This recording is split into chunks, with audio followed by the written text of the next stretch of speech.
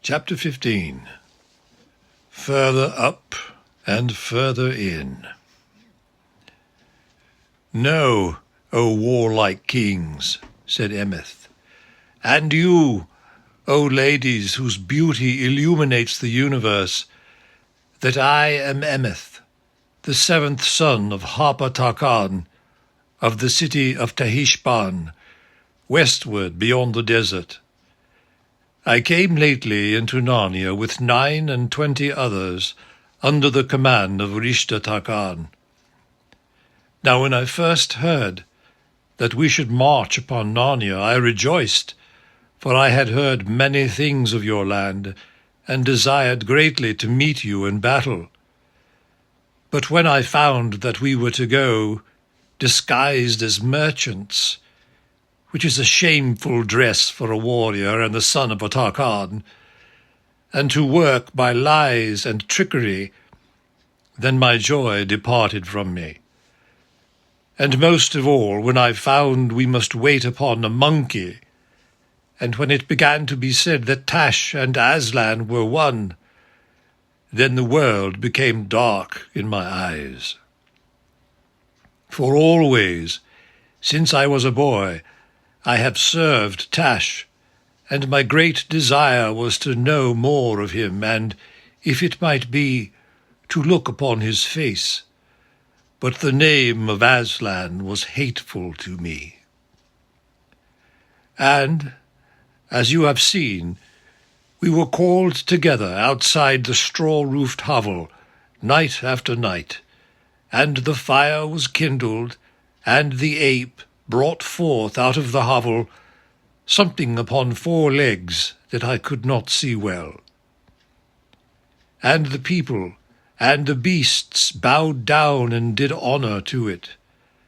But I thought, the Tarkan is deceived by the ape, for this thing that comes out of the stable is neither Tash nor any other god. But when I watched the Tarkan's face, and I marked every word that he said to the monkey, then I changed my mind, for I saw that Tarkan did not believe it himself. And then I understood that he did not believe in Tash at all, for if he had, how could he dare to mock him? When I understood this, a great rage fell upon me, and I wondered that the true Tash did not strike down both the monkey and the Tarkan with fire from heaven. Nevertheless, I hid my anger, and held my tongue, and waited to see how it would end. But last night, as some of you know, the monkey brought forth not the yellow thing, but said that all who desired to look upon Tashland, for so they mixed the 2 words to pretend that they were all one, must pass one by one into the hovel. And I said to myself, doubtless this is some other deception. But when the cat had gone in, and had come out again in a madness of terror, then I said to myself, surely the true Tash, whom they called on without knowledge or belief, has now come among us, and will avenge himself. And though my heart was turned into water inside me because of the greatness and terror of Tash, yet my desire was stronger than my fear, and I put force upon my knees to stay them from trembling, and on my teeth that they should not chatter, and resolved to look upon the face of Tash, though he should slay me. So I offered myself to go into the hovel, and the Tarkan, though unwillingly, let me go. As soon as I had gone through the door, the first wonder was that I found myself in this great sunlight, as we all are now, though the inside of the hovel had looked dark from outside. But I had no time to marvel at this, for immediately I was forced to fight for my head against one of our own men. As soon as I saw him, I understood that the monkey and the Tarkan had set him there to slay any who came in, if he were not in their secrets, so that this man also was a liar and a mocker, and no true servant of Tash. I had the better will to fight, and having slain the villain, I cast him out behind me through the door. Then I looked about me, and saw the sky, and the wide lands, and smelled the sweetness. And I said, "By the gods, this is a pleasant place. It may be that I am come into the country of Tash." And I began to journey into the strange country, and to seek him. So I went over much grass and many flowers, and among all kinds of wholesome and delectable trees, till lo, in a narrow place between two rocks, there came to meet me a great lion. The speed of him was like the ostrich, and his size was as an elephant's. His hair was like pure gold, and the brightness of his eyes like gold that is liquid in the furnace. He was more terrible than the flaming mountain of Lagor, and in beauty he surpassed all that is in the world, even as the rose in bloom surpasses the dust of the desert. Then I fell at his feet and thought, surely this is the hour of death, for the lion, who is worthy of all honor, will know that I have served Tash all my days, and not him. Nevertheless, it is better to see the lion and die, than to be Tisroc of the world and live, and not to have seen him. But the glorious one bent down his golden head, and touched my forehead with his tongue, and said, "Son, thou art welcome." But I said, "Alas, Lord, I am no son of thine, but the servant of Tash."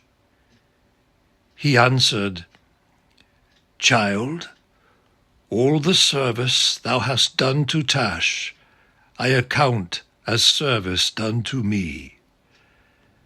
Then by reason of my great desire for wisdom and understanding, I overcame my fear and questioned the glorious one, and said, "Lord, is it then true, as the ape said, that thou and Tash are one?" The lion growled, so that the earth shook, but his wrath was not against me, and said, "It is false. Not because he and I are one, but because we are opposites.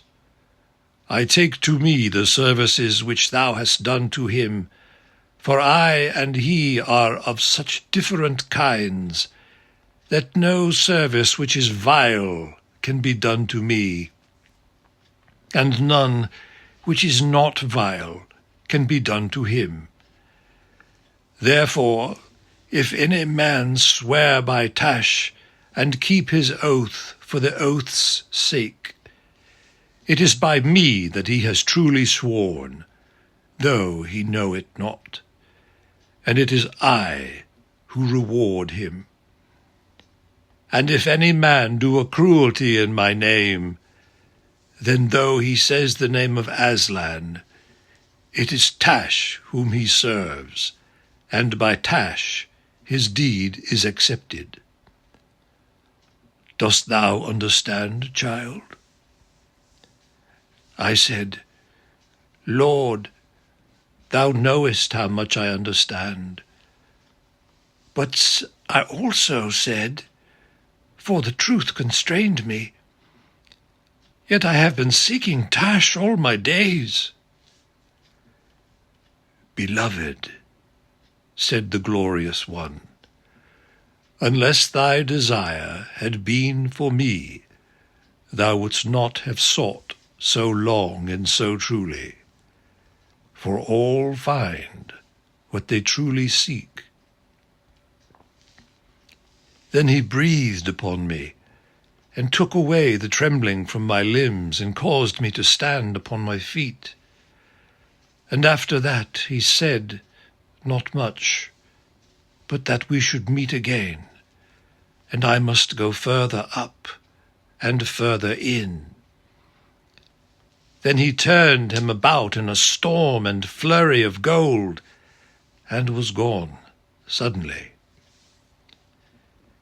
And since then, O kings and ladies, I have been wandering to find him, and my happiness is so great that it even weakens me like a wound. And this is the marvel of marvels, that he called me beloved, me who am but as a dog." "Hey, what's that?" said one of the dogs. "Sir," said Emmeth, "it is but a fashion of speech which we have in Calormen." "Well, I can't say it's one I like very much," said the dog. "But he doesn't mean any harm," said an older dog. "After all, we call our puppies boys when they don't behave properly." "So we do," said the first dog. "Or girls." "Shh," said the old dog. "That's not a nice word to use. Remember where you are." "Look," said Jill suddenly. Someone was coming, rather timidly, to meet them. A graceful creature on 4 feet, all silvery grey. And they stared at him for a whole 10 seconds before 5 or 6 voices said all at once, "Why, it's old Puzzle!" They had never seen him by daylight, with the lion skin off, and it made an extraordinary difference. He was himself now, a beautiful donkey with such a soft grey coat and such a gentle, honest face, that if you had seen him, you would have done just what Jill and Lucy did, rushed forward and put your arms around his neck and kissed his nose and stroked his ears. When they asked him where he had been, he said he had come in at the door along with all the other creatures, but he had, well, to tell the truth, he had been keeping out of the way as much as he could, and out of Aslan's way. For the sight of the real lion had made him so ashamed of all the nonsense about dressing up in a lion's skin that he did not know how to look anyone in the face. But when he saw that all his friends were going away westward, and after he had had a mouthful or so of grass, "And I've never tasted such good grass in all my life," said Puzzle, he plucked up his courage and followed. "But what'll I do if I really have to meet Aslan? I'm sure I don't know," he added. "You'll find it will be all right when you really do," said Queen Lucy. Then they all went forward together, always westward, for that seemed to be the direction Aslan had meant when he cried out, "Further up and further in." Many other creatures were slowly moving the same way, but that grassy country was very wide, and there was no crowding. It still seemed to be early, and the morning freshness was in the air. They kept on stopping to look round and to look behind them, partly because it was so beautiful, but partly also because there was something about it which they could not understand. Peter, said Lucy. where is this, do you suppose? I don't know, said the High King. It reminds me of somewhere, but I can't give it a name.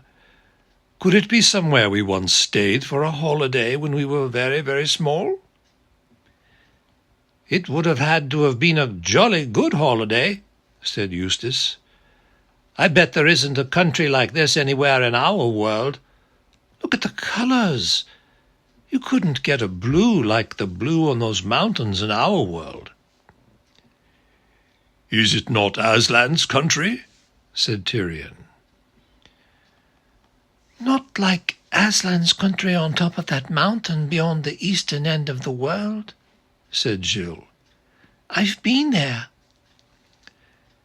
If you ask me, said Edmund, it's like somewhere in the Narnian world. Look at those mountains ahead, and the big ice mountains beyond them. Surely they're rather like the mountains we used to see from Narnia, the ones up westward beyond the waterfall? Yes, so they are, said Peter. Only these are bigger.